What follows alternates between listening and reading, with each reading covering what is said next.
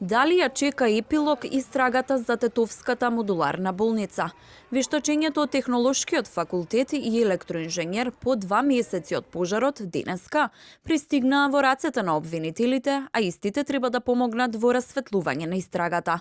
Од Тетовското обвинителство за телевизија 24 вела дека станува збор за обемен материјал, па уште денеска ќе започнат со чешлање на анализите на експертите.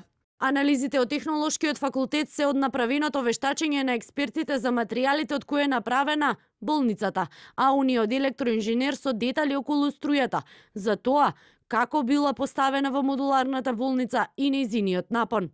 Долго очекуваните извештаи треба да им дадат нов правец на обвинителите, ќе бидат анализирани и врз основа на овие вештачења може да произлезат нови докази, па обвинителите ќе треба да повикуваат и сослушуваат дополнително лица поврзани со модуларната болница. Но обвинителите велат дека се уште го чекаат последниот и најважен извештај кој ќе треба да ја заокружи истрагата, односно вештачењето од германските експерти. Но од направените анализи на германските форензичари нема ни трага ни глас, а никој не знае кога ќе пристигнат во обвинителството. Телевизија 24 повторно исконтактира со канцеларијата на Федералната криминалистика во Германија, но оттаму вела дека не можат да споделуваат информации за тоа кога ќе пристигнат нивните анализи. Форензичари од канцеларијата на Федералната криминалистичка полиција беа побарани од страна на македонската влада за помош во врска со пожарот во модуларната болница во Тетово. Не можеме да споделуваме подетални информации.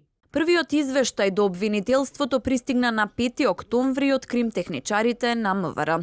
Со него се утврди причината за пожарот, односно прегреан кабел од дефибрилатор преку кој се вршело реанимација на пациентка, придонел да се запали продолжниот кабел, а за неколку минути да изгоре и целата болница.